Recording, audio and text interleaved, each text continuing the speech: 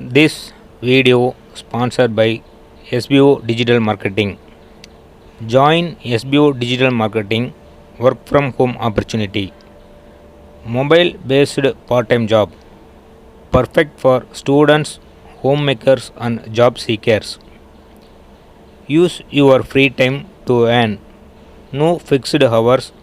Work at your convenience. Use your free time to earn. No fixed hours. Work at your convenience. Just share and publish content. Simple task. No selling or no referral. Have a Facebook, Instagram or YouTube account.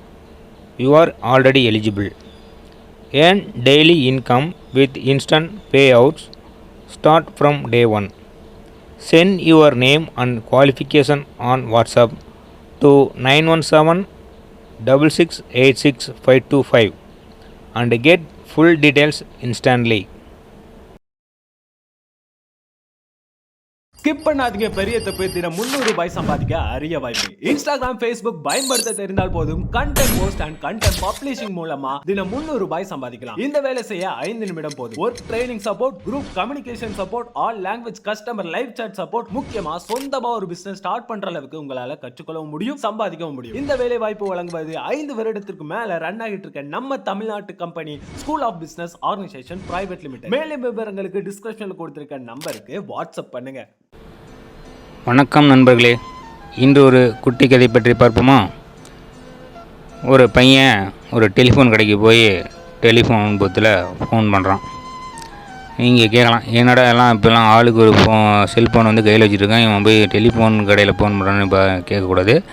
இது வந்து இந்த செல்ஃபோன்லாம் வராத காலகட்டத்தில் அப்போல்லாம் மக்கள் வந்து யாருக்காவது phone பண்ணோம்னா லேண்ட்லைன் மூலிமா தான் பேச முடியும்.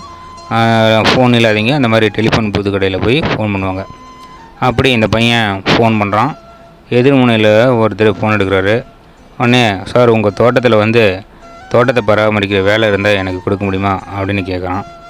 எதிர்பக்கத்துலேருந்து பேசுகிறவர், இல்லைப்பா ஆல்ரெடி இங்கே ஏற்கனவே தோட்டக்காரெலாம் இருக்காங்க, வேக்கண்ட் எதுவும் இல்லை அப்படிங்கிற மாதிரி சொல்கிறாங்க.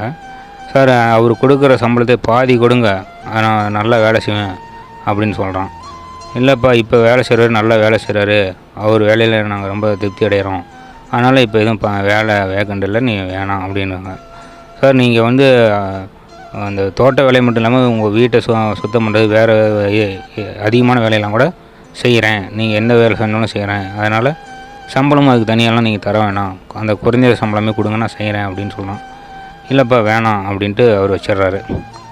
இதை எல்லாம் கேட்டுக்கிட்டு இருந்தால் அந்த டெலிஃபோன் கடைக்காரரு, என்னப்பா இந்த மாதிரி வந்து வேலை இல்லைன்னு சொல்கிற, ஆனால் உன் முகத்தில் வந்து சந்தோஷத்தை பார்க்குறேன், ஆனால் நீ வேலை கேட்குறது எவ்வளோ பணிவாக கேட்குற, உனக்கு வேலை இல்லைன்ட்டாங்க, சரி எதுவும் கவலைப்படாத, உனக்கு நான் வேலை தானே அப்படின்னு சொன்னோடனே, இல்லைங்கய்யா எனக்கு வேலையெல்லாம் வேணாம் அப்படின்னு சொல்கிறான்.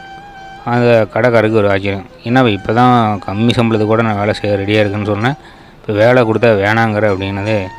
இல்லையா ஆல்ரெடி நான் வந்து வேலையில் தான் இருக்கிறேன், அந்த தோட்ட வேலை செய்கிற பையனே நான் தான் அப்படின்னு சொல்கிறான். அப்படியா, அப்புறம் எதுக்கு நீயே வந்து ஃபோன் போட்டு இந்த மாதிரி வேலை வேணும்னு கேட்குற அப்படின்னது.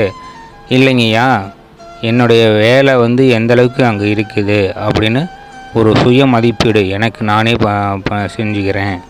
அப்போ தான் நம்ம வந்து நம்ம வேலையில் நம்ம எந்த அளவுக்கு இருக்கிறோம், நம்மளுடைய வந்து ஒழுங்கு நடவடிக்கை எப்படி இருக்குது அப்படிங்கிறத நம்ம வந்து தெரிஞ்சுக்கிட்டு அதுக்கு இந்த மாதிரி வேலை செய்யணும். அதுக்காக தான் இந்த மாதிரி எனக்கு நானே ஒரு பரீட்சையை செஞ்சுக்கிட்டேன் அப்படின்னு சொல்கிறான். இப்போ நாம் இந்த கதையிலேருந்து என்ன தெரிஞ்சுக்கிறோம்னா, நாம் எந்த ஒரு வேலை செஞ்சாலும் அது வந்து நமக்கு மேலே இருக்கிறவங்களுக்கு அது திருப்திகரமாக இருக்குதா அப்படிங்கிறத நம்ம தெரிஞ்சுக்கணும்.